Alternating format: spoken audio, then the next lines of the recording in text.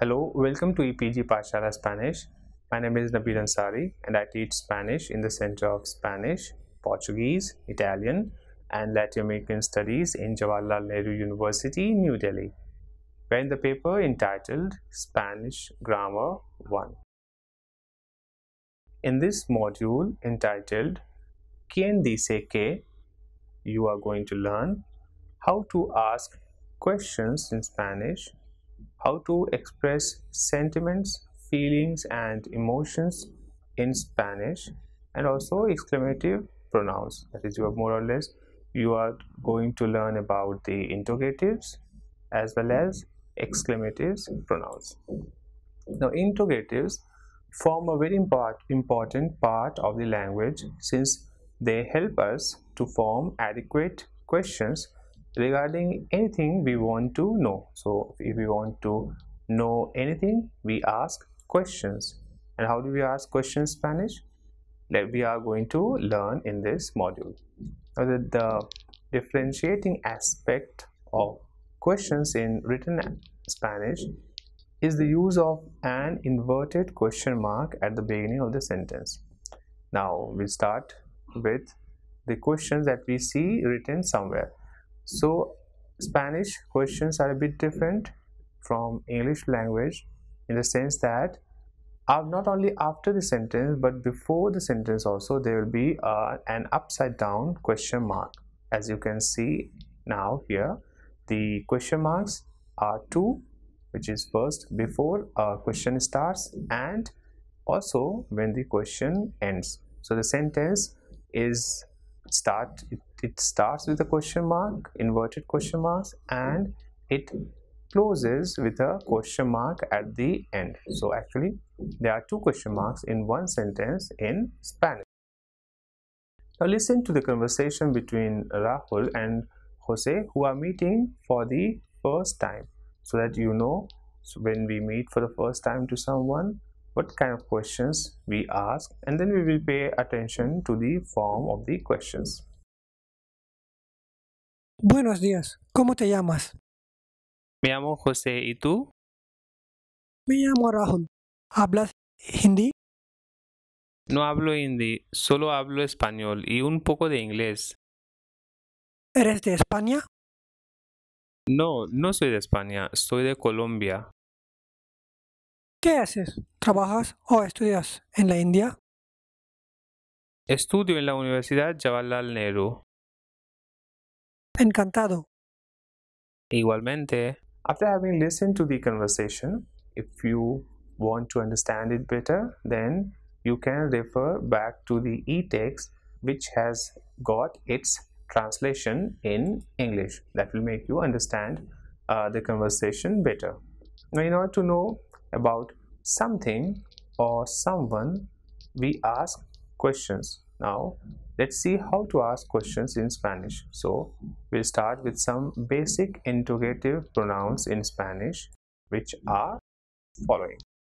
Like in English we have what, same thing in Spanish is que. For which, cuál, when is cuándo, where, dónde, who, quién, how is cómo, and how much is cuánto. Now, the basic structure of forming questions in Spanish is like, first you will have the interrogative pronouns that we have just seen.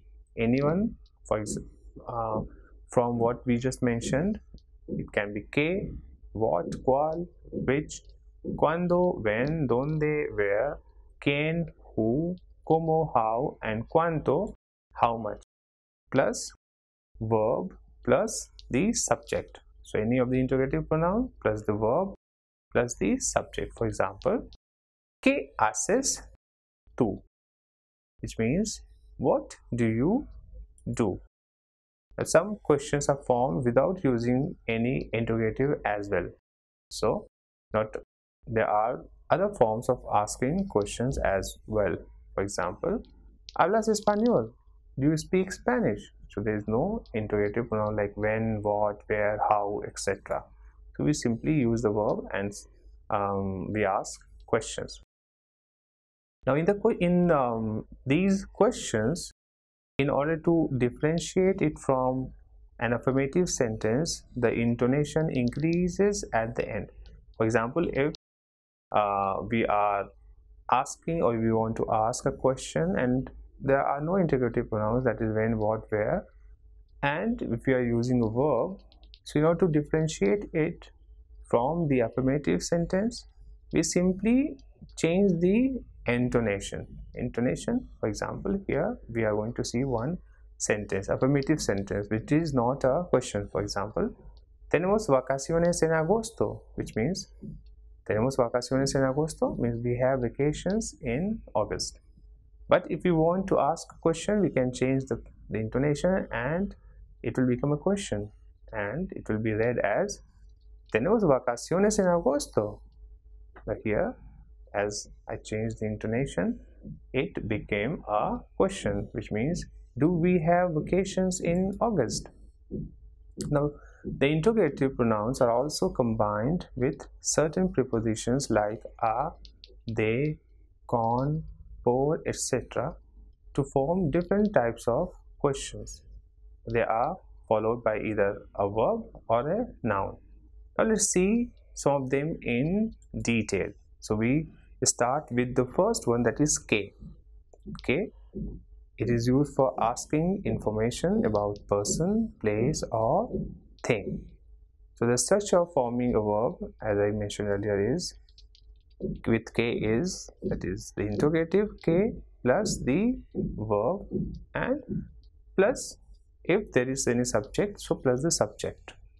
So for example, only the interrogative with the verb ¿qué pasa? What happened?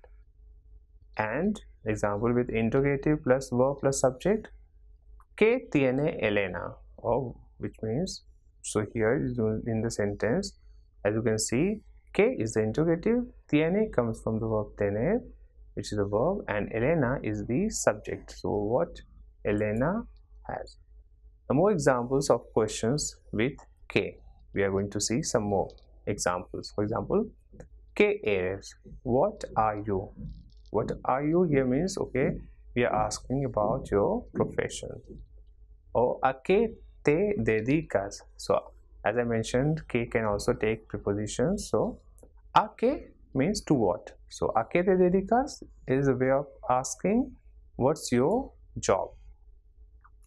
Some more questions with K are ¿qué tal? How are you? Or ¿de qué color es la silla? Which is what is the color of the chair, or what color is the chair. ¿Qué significa bolígrafo en español?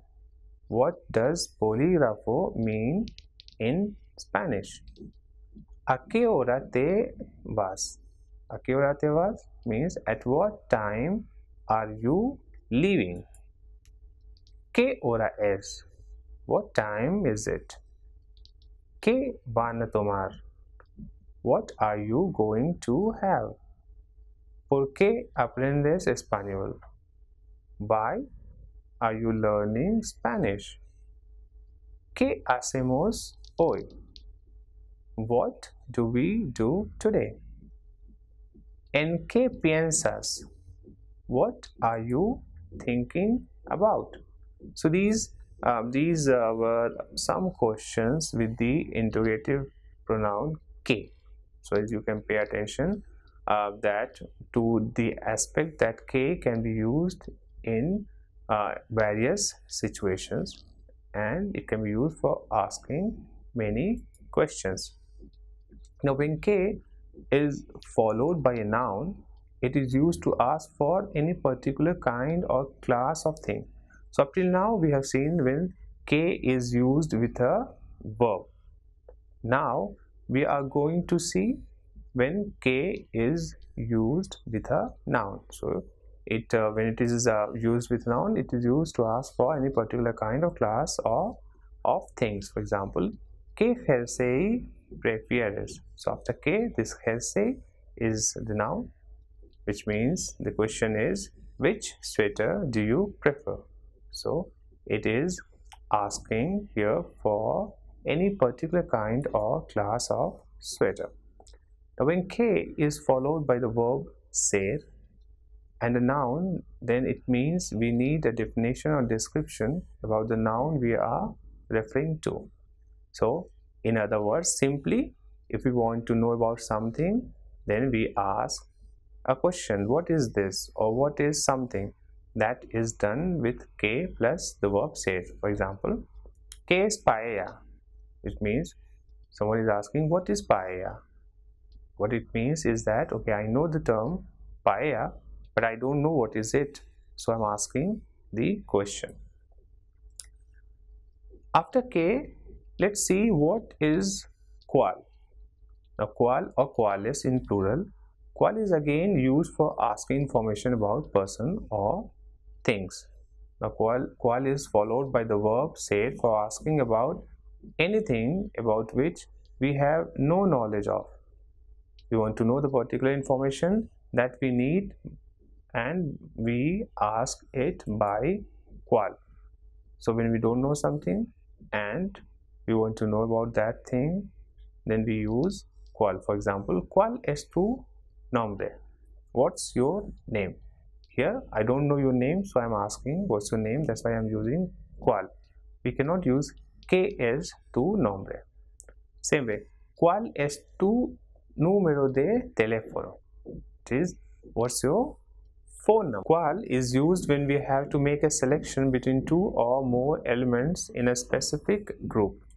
For example, ¿cuál de estas cajas es tuya? It means which one of these boxes is yours.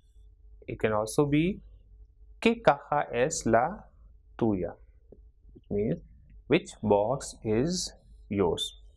Now as you see the difference between these two, K, after K there is a noun caja, and after qual there is no noun, and thus if we want to use, or if you want to ask the same question by mentioning the object, then we use K and not qual.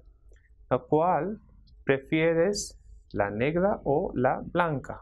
Which means ¿cuál prefieres, la negra o la blanca? In this question it means that which one do you prefer, the black one or the white one? And the question with qual is in, now we are going to see in plural. ¿Cuáles te gustan más? Which means which one do you like it more? Now this was regarding the interrogative pronoun qual and how it differs a bit with K. Now when the selection is to be made between two things belonging to different groups, then K is used. So again we're just going to clarify it more with comparing it with K. For example, ¿qué prefieres, falda o camiseta? So what do you prefer, skirt or t-shirt? So if you pay attention, then qual is used when the objects are same, and it's just that it varies in color or something like that. But K is used when the objects are completely different, as we have just seen. ¿Qué prefieres, falda o camiseta? So what do you prefer, skirt or t-shirt? But with qual we have seen one question, ¿cuál prefieres, la negra o la blanca? So here it means that the objects are same, it's just the color that is different. After having talked about K and qual, let's see the interrogative pronoun quién. Quién is used only when we are referring to persons. For example, ¿quién eres? Who are you? Or ¿quién es Mahatma Gandhi? Who is Mahatma Gandhi? Or ¿quién está en la puerta? Who is at the door? So ¿quién is used when we are referring to a person, meaning who, and in plural it is ¿quiénes? So ¿quiénes prefieren venir conmigo? Who prefers to come with me? When there are more than one people, then we use the plural, and here the plural of quién will be quiénes.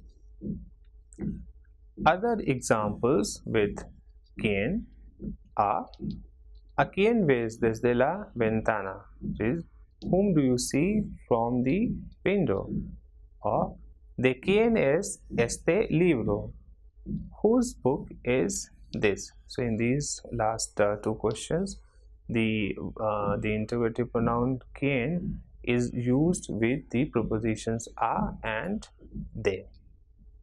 Now, in plural, with other preposition they, we can ask a question. For example, ¿de quiénes habláis?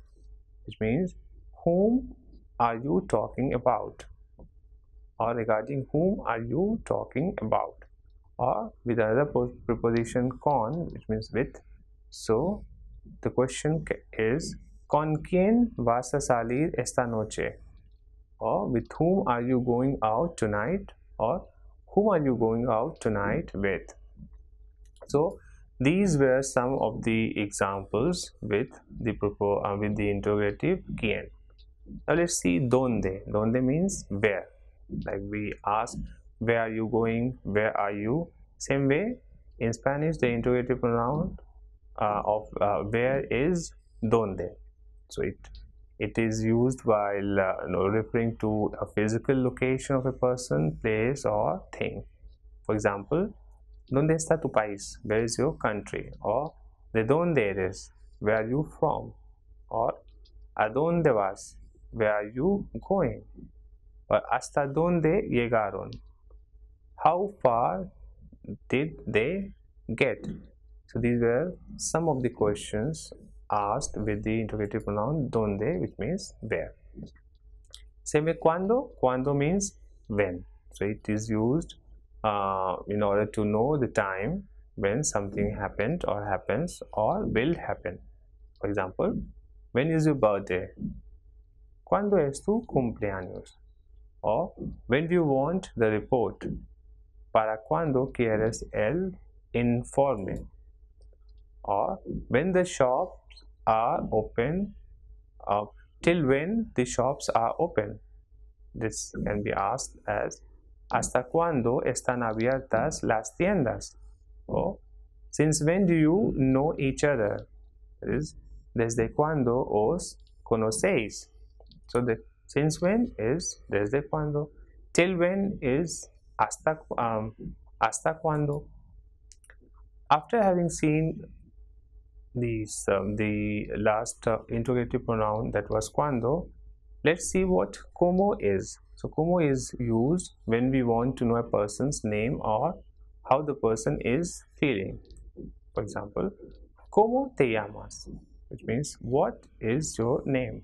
Or ¿cómo estás? Which means how are you? So como here is used as what and how, and it can be also be used for referring to the manner of doing things. For example, ¿cómo cocinas la paella? How do you make paella? And it can also be used to ask about the physical or mental characteristics of a person. For example, ¿cómo es tu madre? How is your mother? So more or less, como in general means how, for asking question how someone or something is. Now the interrogative pronoun cuánto can be used in 4 forms. So cuánto and cuánta means how much. It is used for asking quantity or number. And cuántos and cuántas means how many. So let's see the examples with these 4 forms of cuánto, cuánta, cuántos, cuántas. So cuánto cuesta la camisa? Means how much does this shirt cost? And cuánta gente está en la calle?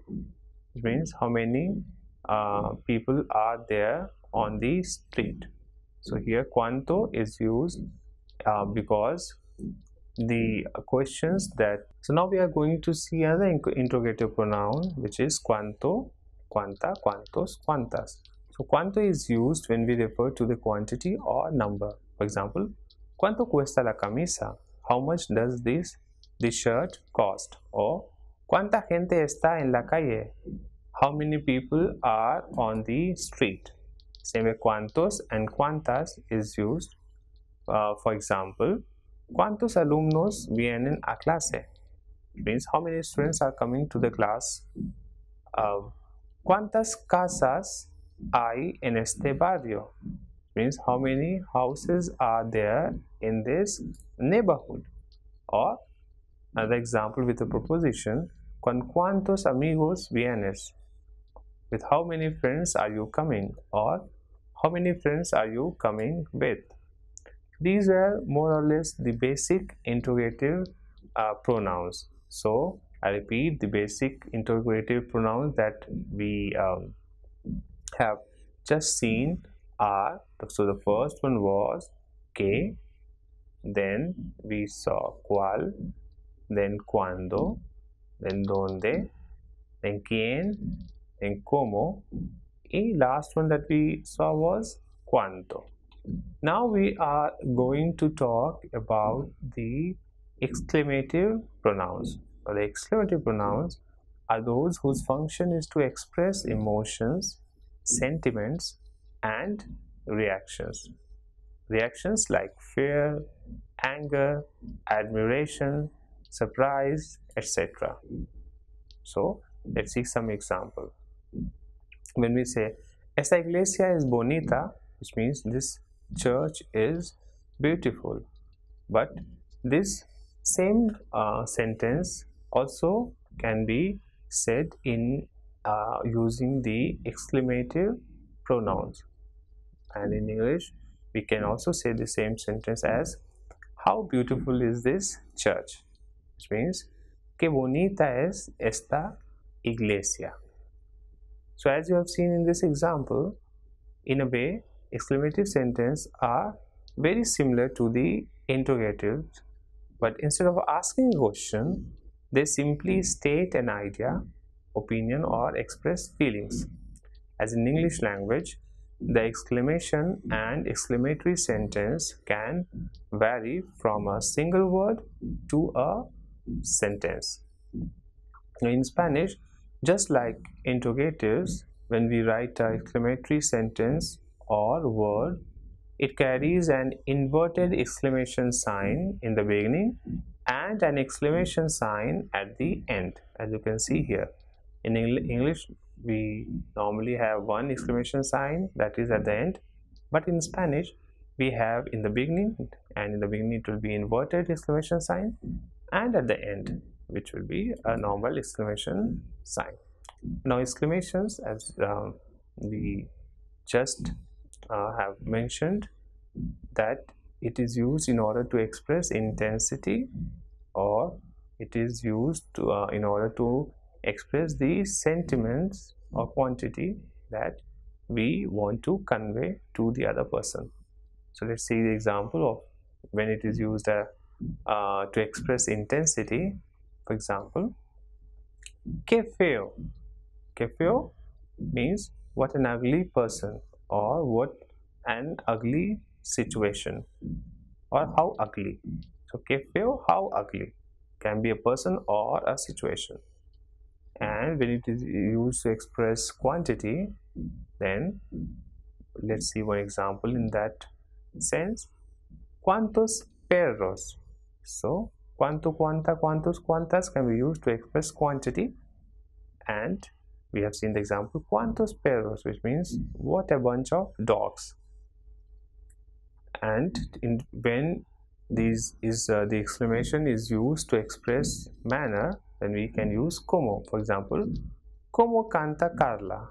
How Carla sings. Or another example, ¿Cómo cocina? So how does he or she cooks? So como, que, and cuánto, cuánta, cuántos, cuántas can be used also for exclamation or for exclamatory sentence. Now let's see various use of exclamatory words in detail, one by one. We start with que, which is used in front of nouns adjectives and adverbs to mean how or what a. So when it is used with a noun, let's see some of the examples when it is used with a noun. For example, que músico es, what a musician he is. Que hombre, what a man. Que lástima, what a pity. Que problema, what a problem. Que vista, what a view. Now let's see some examples when que is used with adjectives. So, for example, que delicioso, how delicious. Que bonita, how cute. Que difícil, how difficult. Que aburrido, how boring. And when it is used with adverbs, for example, que rápido pasa la vida, how quickly life passes by. Or que maravillosamente toca la guitarra, how beautifully she plays the guitar. Or que rápido pasa el tiempo, how fast time flies. Now if you follow the noun, after que with an adjective, mas or tan is added between the two words. For example, let's explain this with some examples. Que vida más triste means what a sad life. Or que aire más puro means what a clean air. Or que idea tan importante means what an important idea. Or que persona tan feliz means what a happy person. So we have seen how this que is used with nouns, with adjectives, and with adverbs. And we also seen that if we follow the noun after que with an adjective, then mas or tan is used. Now let's see how como is used for the exclamatory sentences. Como is used in front of verbs to express surprise at how a verb was done. For example, ¿Cómo canta esa mujer? It means how that woman sings. Or ¿Cómo celebramos durante la boda? Means how we celebrated at the wedding. Or ¿Cómo llueve? Means how much it is raining. So como, when used as an exclamatory word, it means how. For example, how well she sings, how we celebrated, how much it's raining, etc. Now, after como, we see cuánto. Let's see how cuánto is used. Cuánto is used in front of nouns to express surprise at an amount, and in front of verb to express surprise at how much someone is doing that verb. Now, in order to modify a noun, cuánto must match the noun in gender and number. And to modify a verb, we use the singular masculine form, that is cuánto. Now let's start with the cuánto when it is used with a verb. For example, ¿Cuánto dinero tiene Anil Ambani? Which means how much money Anil Ambani has. Or ¿Cuánto te quiero? Means how much I love you. Or ¿Cuánto bailamos anoche? Which means how much we danced last night, or we danced so much last night. So these were some examples with cuánto, when we used cuánto with some verbs. Now when we use cuánto with the noun, as we just mentioned one, that is ¿Cuánto dinero tiene Anil Ambani? So here dinero was a noun, masculine noun, that's why we use cuánto. Now if the noun is feminine, we will use cuánta. For example, ¿Cuánta mantequilla? Meaning what a lot of butter. Or ¿Cuántas bendiciones tenemos? Meaning how much or how many blessings we have. And with cuántos, we have ¿Cuántos perros? What a lot of dogs. So you see, cuánto is used as an adjective here when it is followed by a noun. and then it will change according to the number and gender, meaning if the noun is masculine like dinero, it will be cuánto. If the noun is feminine like mantequilla, it will be cuánta. If the noun is plural like bendiciones, it will be cuántas. And if the noun is plural masculine, it will be cuántos, like cuántos perros. Finally, as in English, exclamations don't have to take a particular form. It isn't even necessary to have a complete sentence. Like in English, we say, I can't believe it. So, in Spanish, we say, no puedo creerlo, or no, which remains same, no. Or we also say police, so it is policía, or ouch, which is I, or it's mine, it should be es mío, or help, which is ayuda, or you are crazy, which is estás loco or loca, or bravo, so bravo remains same, bravo. So we just saw that for an exclamation or for an exclamatory pronoun, we do not necessarily need to have one big sentence. There, these exclamatory words are also there, which can be used separately, like we just mentioned some of them. So this module covered various interrogative pronouns like que, cuando, como, etc. for asking questions, and it also covered some exclamatory pronouns like the same como, cuanto, que, but as an exclamatory word. Apart from this video, if you want to know more or if you want to practice more, and it is advisable for you to refer to e-text, because e-text has got more examples, it has got more explanations, as well as it has got more questions related with these topics. And apart from that, it has got text in Spanish which you can read to understand the things explained in this module, and also it has got links, various links which you can refer to if you want to know more about the interrogative pronouns as well as the exclamatory pronouns of Spanish. So it is advisable that you refer to the e-text, and also that for the purpose that you do the exercises that are given there. Thank you.